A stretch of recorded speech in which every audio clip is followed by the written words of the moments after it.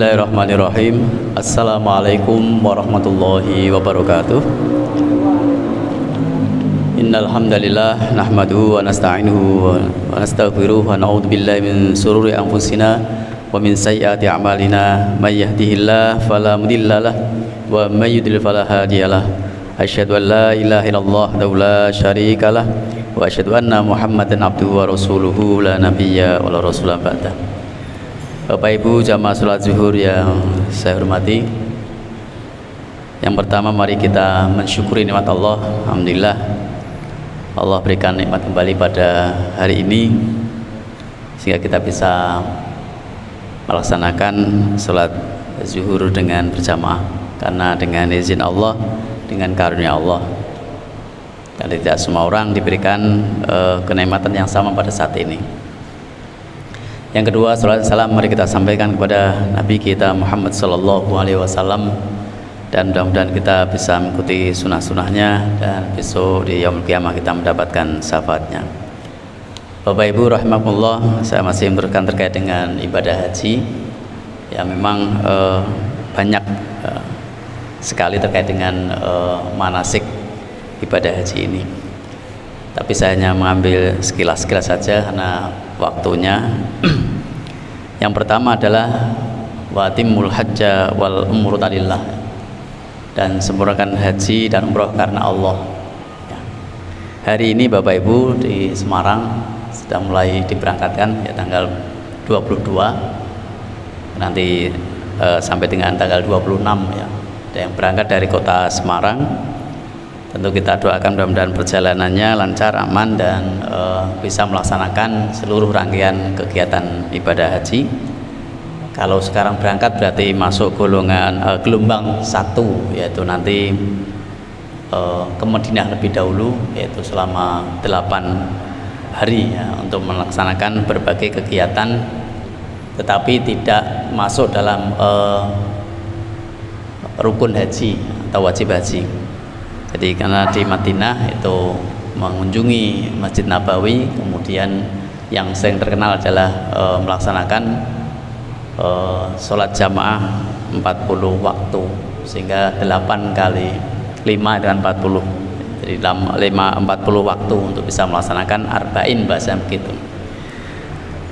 Jamaah rahimakumullah, bahwa saya menggunakan pendapat Syekh Abdul Aziz bin Abdullah bin Bas, bahwa ibadah haji itu seluruhnya adalah mengesahkan Allah, atau tauhid ya. Karena seluruh rangkaian ibadah haji itu tauhid, ternyata di dalamnya itu banyak yang menggiurkan untuk tidak tauhid. Tadinya bisa manasiknya pokoknya nanti semua tidak boleh melakukan hal-hal yang berlebihan atau kesyirikan. Tapi kalau kita lihat, nah ketika lihat di dalamnya itu ternyata ada sebagian jamaah itu justru tidak bertauhid, karena masih menggunakan atau percaya dengan benda-benda yang ada di situ ya. Contoh ketika tawaf ya, tawaf itu dulu kiswah itu sampai bisa turun, jadi sampai bisa diambil begitu. Nah, ada jamaah yang ambil benangnya, ambil benangnya, ditarik satu, kemudian dibagi-bagikan. Nah, misalkan Pak tadi kasih benang satu, Pak nanti tak kasih benang nih supaya bisa naik haji. Nah, gitu. Jadi masih ada keyakinan dengan membawa benda itu, kemudian diberikan ke saudaranya sehingga harapannya bisa naik haji. Itu kan tidak pas ya. Jadi sangat keliru sekali. Bahkan mengambil benang itu kan berarti mengurangi benda, mengurangi yang tadinya lipatannya bagus, satu orang lah, kemudian orang lain ngambil lagi. Nah, gitu. Sehingga Bapak Ibu sekarang menyaksikan kiswahnya itu tidak bisa dirangkai dengan tangan ya. Jadi gara-gara banyak orang Indonesia itu ngambil benang itu, nah, ternyata dinaikkan sekarang itu tidak bisa dirangkai.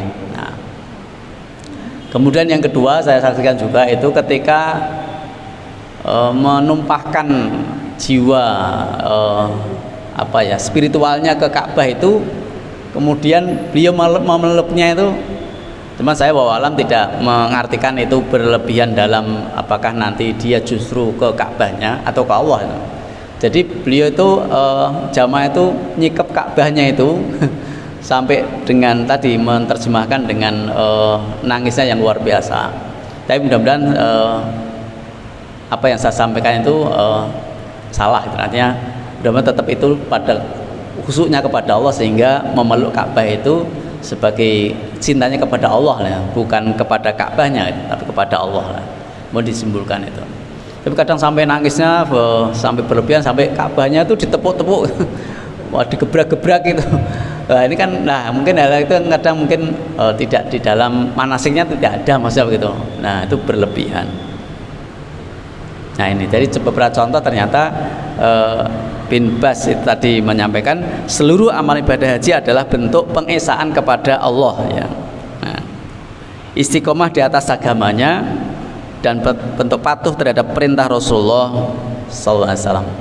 Sehingga khudhu anni manasikakum, ambillah dari manasik dariku ya. Jadi seluruh kegiatan ibadah haji itu adalah kiblatnya atau mengikuti Rasulullah. Tidak boleh kemudian menerjemahkan sendiri, kemudian menurut pendapatnya sendiri. Nah, masih dalam tawaf misalkan ya. Tawaf itu ya dimulai dengan Bismillah Allahu Akbar, kemudian menengok ke Hajar Aswad, itu juga tuntunan ya, juga tidak ngarang sendiri maksudnya begitu. Kemudian dimulai dari kaki kanan, kemudian Bismillah Allahu Akbar. Kalau bisa mencium Hajar Aswad ya itu lebih baik, tapi sekarang yang tidak mungkin Pak, karena saking banyaknya itu, sehingga dari jauh. Nah, di situ sudah ada pernyataan Allahumma imanan bika misalkan, atau zikir yang lain, subhanallah walhamdulillah wala ilaha illallah wallahu akbar wala haula wala quwata illa billah. Tidak ada zikirnya. Bahkan kalau tidak bisa doa dan zikir yang lain, cukup dua, kata Adiriyat, Ustaz Adiriyat, cukup tadi subhanallah dan seterusnya, sampai nanti rukun yamin adalah Rabbana atina gitu. Nah, doa sapu jagat itu sudah boleh saja. Kemudian di situ kalau bapak-bapak ada namanya romal ya, romal itu lari kecil.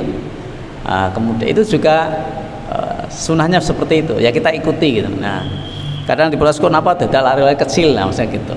Nah, itu ternyata Nabi itu mengajarkan, maksudnya begitu, mengajarkan bahwa di putaran yang ketiga, 1, 2, 3 itu yang bapak itu adalah dengan lari-lari kecil, maksudnya begitu. Ya kita ikuti. Itu toh kalau bisa, kalau enggak pun enggak apa-apa. Artinya selama masih bisa melaksanakan itu dilaksanakan. Nah, jadi ternyata memang banyak sekali manasik atau syariahnya di dalam sekian kegiatan di dalam ibadah haji. Jadi tawaf itu kan di Indonesia itu adalah menggunakan haji tamattu, yaitu didahului dengan tawaf lebih dahulu atau umrah, maksudnya umrah lebih dahulu, sehingga nanti menunggu tanggal 8 persiapan untuk ke Arafah. Jadi ya enak maksudnya. Jadi ada tamattu itu adalah haji yang menyenangkan ya. Jadi datang, kemudian umroh, kemudian istirahat dulu, kemudian nunggu tanggal hajinya gitu. Nah, saya kembali kepada tawaf tadi. Nah, jangan sampai nanti orang yang haji itu kemudian menyepelekan tentang tawaf. Nah, misalkan lah udah dapat yang itu sak senengku misalkan ya 5 kali boleh, 6 kali boleh, jadi itu. Jadi tawaf itu ya syariahnya adalah 7 putaran ya. Nah, teknisnya baik itu yang mau dekat dengan Ka'bah atau jauh itu kan karena teknis saja. Nah, bahkan satu putaran kalau di atas sampai 15 menit nah, kan jauh ya. Nah, itu adalah hal-hal yang terkait dengan bagaimana kita mengikuti tadi, sempurnakan haji dan umroh itu mengikuti petunjuk Rasulullah. Nah, pada melambaikan tangan ya dituntunkan gitu. Kemudian ketika sampai rukun yamani, kemudian doa Rabbana atina itu juga dituntunkan, sehingga sampai terkenal itu kan. Pokoknya kalau sudah sampai rukun yamani sampai dengan nanti Hajar Aswad, ya doalah Rabbana atina fid dunya hasanah wa fil akhirati hasanah wa qina adzabannar. Ini doanya komplit karena ayat sebelumnya itu tidak ternyata orang haji itu hanya mintanya dunia saja ada. Jadi ayat ini sebelumnya tidak gini, Rabbana atina fid dunya wa ma lahu fil akhirati min khalaq. Ternyata dia tidak pamrihnya kepada Allah, tetapi hanya haji itu pengen nanti ben kaya gitu loh. Nah, itu kan di urutan ayat itu ada sehingga kenapa tadi wa'timul hajja wal umrata lillah itu jangan sampai apa yang kita mohon kepada Allah itu sekedar hanya nanti diijoli lah gitu, haji diijoli, ditukar, kemudian pengen kaya, nah gitu, tidak lagi kepada Allah, maka sangat bahaya sekali. Maka kalau doa di rukun yama tadi ya komplit gitu. Tidak hanya Rabbana atina fid dunya, tetapi teruskan Rabbana atina fid dunya hasanah wa fil akhirati hasanah wa qina adzabannar. Sampai ada 3 permohonan itu, diberikan kebaikan di dunia ya, kemudian di akhirat, dan juga dijauhkan siksa dari api neraka. Itu kan sangat bagus sekali ketimbang tadi hanya mendapatkan 1 ya. Bisa jadi Allah berikan tetapi nanti di akhirat tidak. Nah, itu adalah salah contoh kenapa penting sekali orang yang haji itu dibekali dengan ilmunya. Sudah bayar mahal tapi tidak tahu ilmunya kan. Nah, bahkan ada cerita itu kan ya sudah sampai Mekah tidak lihat Ka'bah. Nah, sudah sampai Mekah ya karena mungkin sesuatu hal, mungkin udah pikun juga, pengennya malah dikembalikan ya. Kayak kemarin ada cerita tuh tidak mau naik, takut pesawat juga. Nah, akhirnya direh-reh gitu, ternyata akhirnya mau ya. Dia sudah mau berangkat loh itu, sudah niat haji mau berangkat, takut pesawat. Nah, itu jadi banyak kisah Bapak sekalian, tapi di sini adalah kaitannya tadi bahwa seluruh haji itu adalah pengesaan kepada Allah Subhanahu wa taala. Kemudian berikutnya adalah termasuk juga ibadah ya. Ibadahnya adalah mengikuti Rasulullah. Jadi tidak ngarang sendiri. Jadi menurut beliau adalah di antara hikmah yang paling agung adalah pengesaan ibadah hanya kepada Allah dan mengikuti sunnah Rasulullah sallallahu alaihi wasallam. Jadi terkait dengan penjelasan haji dan umroh gitu. Saya kira itu Bapak sekalian ya, memang kelas-kelas ini terkait dengan ibadah haji karena sangat banyak sekali. Mudah-mudahan kita bisa sedikit mengetahui terkait dengan ibadah haji, meskipun ini baru 1 cuil terkait dengan tawaf. Sekali lagi, kalau Bapak Ibu nanti ibadah haji atau umroh, jangan sekali-kali ngambil barangnya yang punya keyakinan untuk diberikan kepada saudaranya supaya nanti bisa ke sana gitu. Ya sudah cukup didoakan saudaranya atau keluarganya, mudah-mudahan keluarga saya itu bisa berziarah ke Mekah Mukarramah, kemudian ke Madinah Al Munawwarah, gitu aja. Jadi cukup doa kita, bukan barangnya yang diambil, bahkan nanti kon balike malah kosong ya. Makasih. Mohon maaf. Subhanakallah bihamdika asyhadu an la ilaha illa anta astaghfiruka wa atubu ilaik. Assalamualaikum warahmatullahi wabarakatuh.